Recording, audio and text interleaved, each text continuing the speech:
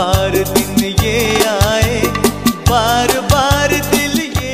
सोलापूर जिल्ह्याचे माजी पालकमंत्री तथा शहर उत्तरचे विद्यमान आमदार माननीय विजयकुमार देशमुख यांना वाढदिवसाच्या हार्दिक हार्दिक शुभेच्छा। तुम जियो हजारों साल, साल के दिन हो 50,000। शुभेच्छुक सिद्धिविनायक सिमेंट पाईप, माडी तालुका उत्तर सोलापूर, प्रोपरा शशिकांत अण्णा मातंडे। Mobile number 9850 57 96 96। त्यांनी एक सविस्तर एक इन शॉर्ट आपल्याला त्या पुस्तकाबद्दल जी माहिती दिली। बाळासाहेब तुम्हाला कौतुकी वाटेल, कारण का माझ्यासाठी ती स्वतःसाठी वैयक्तिक खूप गोष्ट मोठी आहे की माझी मुलगी लंडन स्कूल ऑफ इकॉनॉमिक्सची मास्टर्स ग्रॅज्युएट आहे। आणि जेव्हा रेवतीला ऑफकोर्स सुळेंकडचे जीन्स जास्त आलेले आहेत, कारण का माझे सासरे नवरा ती सगळी जी अकॅडमिक लेगसी आहे ती सुळेंकडची। I am not claiming anything of it, कारण शाळेत गेल्यावर जेव्हा इंटरव्ह्यूची वेळ यायची तेव्हा मला कोणीच प्रश्न विचारायचे नाही, सगळे सदानंद सुळेंना प्रश्न विचारायचे, कारण का त्यांना वाटत असेल की आता राजकारणातल्या फॅमिलीत इंग्लिश येते का नाही देवालाच ठाऊक। आणि त्या नजरेने सगळे पालक माझ्याकडे बघायचे, ते प्रिन्सिपल माझ्याकडे बघायच्या, कारण सगळी चर्चा सदानंद सुळेंबरोबर व्हायची। आणि मुलीला चांगले मार्क मिळाले तर खरं दोन्ही मुलं सुळेंवर पडली, आणि जर कमी मार्क पडले की आईला वेळच नाही आहे, राजकारणात इतक्या व्यस्त असतात। त्याच्यामुळे माझी ही सगळी जी अकॅडमिक लेगसी आहे मी पटकन सरेंडर करते की ही लेगसी जी आहे ती सुळेंकडून आलेली आहे। पण खरंच समता कशातून येते तर ती शिक्षणातून येते। आणि माझं भाग्य की मला दरवर्षी मी स्वतःला एक वेगळं स्किल करायचा प्रयत्न करते, आणि मी सिक्रेटिव्हली कुठेतरी मनात एक जिथे जिथे बाबासाहेबांचे फुटस्टेप्स गेलेले त्या कॉलेजमध्ये जाऊन फुल ना फुलाची पाकळी, त्या काळामध्ये जेव्हा कुठलंही इंटरनेट नव्हतं, कुठलंही दुसरी सुविधा नव्हती, त्या काळात इकॉनॉमिक्सचा एवढा एक वेगळा विषय घेऊन, मगाशी कोणीतरी म्हणलं की economics is a very complicated subject. It's not. Economics is a very interesting subject. You have to flirt with it. You have to romance with it. That's what economics is all about.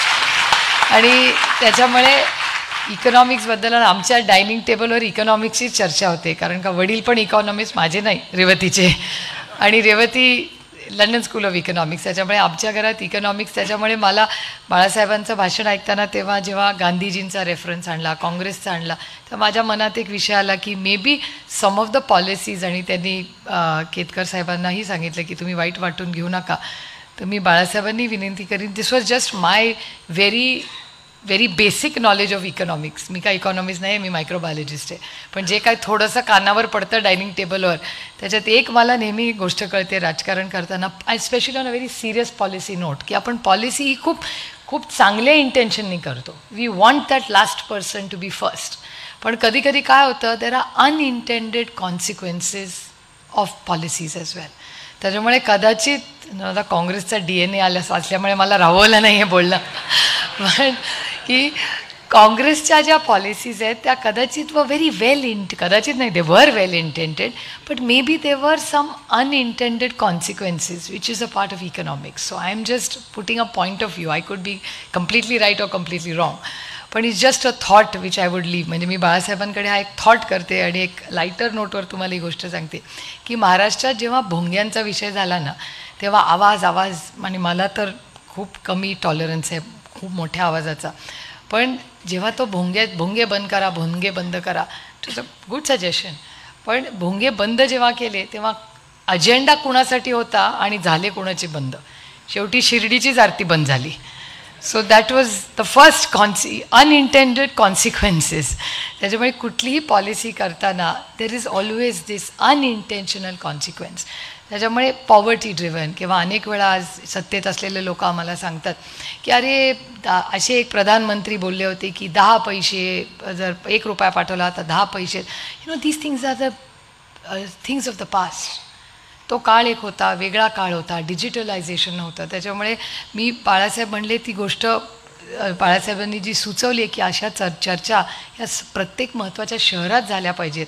त्याचबरोबर मी बाळासाहेब तुमच्या परवानगीने विनंती करीन की ऑर्गनायझर्सला की life has change, technology has changed our lifes. म्हणजे digital बँकिंगसारखं एक जी गोष्ट आली आहे जी एक खूप मोठं म्हणजे बँकेचं लाईफस्टाईलच बदलून गेलेलं आहे. त्याच्यामुळे ह्या सगळ्या ज्या गोष्टी आज आपल्याला तंत्रज्ञानामुळे आपल्या आयुष्यात होणारे बदल आणि त्या काळातल्या आंबेडकर चळवळीतले कार्यकर्ते म्हणजे बाबासाहेबांचं एक vision all the way percolate to today's India of technology. हा जो सगळा प्रवास आहे ना, ह्याचा कोणीतरी अभ्यास करणं गरजेचं आहे. आणि त्याच्यात पॉवर्टी ड्रिव्हन प्रोग्रॅम्स म्हणजे आज या देशामध्ये पॉवर्टीचे नंबर्स, अनएम्प्लॉयमेंटचे नंबर्स, स्किलिंगचे नंबर्स एवढे व्हेरिएट येतात. त्याच्यामुळे खरा डेटा कुठला हेही आम्हाला कळत नाही. कधी कधी अनेक वेळा आता म्हणजे मी शेवटी राजकारणात असल्यामुळे घुमून फिरून भाषण तिथेच जातं, पण इट्स अ फॅक्ट की डेटा हा किती बाहेर आधीसारखा येतो. CAGचे रिपोर्ट्स आधी इतके खरंच बाहेर येतात का? आधी ज्या CAGवर ह्यांनी पूर्ण विश्वास ठेवला तर त्याच CAGचे रिपोर्ट्स आता इनकॉन्सिक्वेन्शन आहे. इकॉनॉमीची काय पोझिशन आहे? मॉनिटायझेशन ऑफ म्हणजे कालच बातमी आली होती की finance minister of India push करतायत अजेंडा की सगळे पोर्ट्स आणि शिपिंगच्या सगळ्या गोष्टी मॉनिटाईज लवकरात लवकर करा. म्हणजे मला नंतर एक पॉलिसी मेकर म्हणून चिंता वाटली की घाई कशाची आहे? 6 लाख कोटी रुपयाची गरज आहे का मग केंद्र सरकारला? मग the economy is so vibrant and buoyant, मग why do you need to monetize so much? त्यामुळे म्हणून मला नेहमी वाटतं economics is a very very interesting subject. आणि त्या काळात अहेड आता आम्ही तरी म्हणजे ही सगळी पुस्तकं वाचून इंटरनेट वगैरे करून माहिती घेते, पण त्या काळातमध्ये बाबासाहेबांनी लंडन स्कूल ऑफ इकॉनॉमिक्सला जाऊन त्यांच्यानंतर प्रिन्स्टनमधलं त्यांचं सबस्टॅन्शियल कॉन्ट्रीब्युशन म्हणजे मला नेहमी असं वाटतं की बाबासाहेब भारतात तर थोरत आहेत, बट ही इज रिअली आपण त्यांना ट्रॅप करतो भारतात. He is actually a global superstar मला विचाराल तर. कारण त्या काळामध्ये आणि आपण त्यांना खूप नॅरो करून ठेवलं या देशात. म्हणजे हा माझा आरोप आहे आपण एक समाज म्हणून की आपण त्यांना खूप narrow. He was way ahead of his time. म्हणजे त्यांचं इंग्रजीवरचं प्रभुत्व ते म्हणजे ज्या घरात इंग्रजी भाषा नव्हती, शिक्षण नव्हतं, त्या काळामध्ये परदेशात जाऊन एवढं ते आत्मसात करून स्वतःला एक ग्लोबल लीडर म्हणणं, हे जे बाबासाहेबांचं कॉन्ट्रीब्युशन आहे, मला वाटत नाही भारतात दुसरा सुपुत्र असा कोणी आहे ज्यांनी एवढं काम इंटरनॅशनली देखील केलं. म्हणजे महात्मा गांधी हे महात्मा आहेतच, राहतीलच आपल्या सगळ्यांसाठी, पण हे दोन्ही सुपुत्र म्हणजे महात्मा गांधी आणि BR आंबेडकर, माझी जी पिढी आहे त्याच्यावर सगळ्यात जास्त निर्णय प्रक्रियेमध्ये जर इम्पॅक्ट कोणी केला असेल तर that is Mahatma Gandhi and BR Ambedkar. आणि माझं भाग्य की आपला जन्म या देशात झाला ज्याच्यात एवढे थोर पुरुष जन्माला आले. आणि ती लेगसी फुल ना फुलाची पाकळी आपण पुढे न्यायचा प्रयत्न करतो. आणि सगळी टीम जी उत्सुकतेने हे काम करते. मी एवढाच तुम्हाला शब्द देईन की यशवंतराव चव्हाण सेंटर माध्यमातून महाराष्ट्रात आम्ही कुठेही या कार्यक्रमासाठी जर तुम्हाला सहकार्य करून नवीन पिढीला नवीन पद्धतीने त्यांच्या तंत्रज्ञानाच्या पद्धतीने, कारण का आजकाल अटेन्शन स्पॅन थोडासा कमी झाला आहे दुर्दैवाने, त्याच्यामुळे मोठी पुस्तकं मुलं आजकाल वाचत नाहीत, तर त्याच्या काही टेक्नॉलॉजीचा वापर करून आपण काही पॉडकास्ट करू शकतो काय, अशा काही छोटे बदल आपण ह्या पुस्तकाचे आणि त्यांच्या सगळ्या इकॉनॉमिक पॉलिसीजचे जर करू शकलं तर मला वाटतं पुढच्या पिढीला आपल्या सगळ्यांच्या हीच आपण एक चांगली भेट आपल्या पुढच्या पिढीला देऊ शकतो.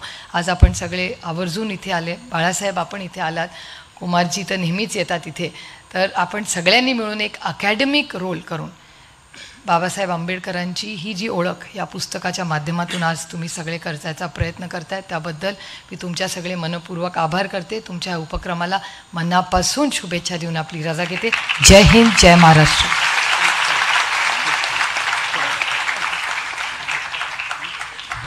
मी सुप्रियाताईंना विनंती करतो की त्यांनी थोड्या वेळासाठी स्थानापन्न व्हायचं आहे. खूप जबरदस्त झालं. ताईंच्या शुभेच्छा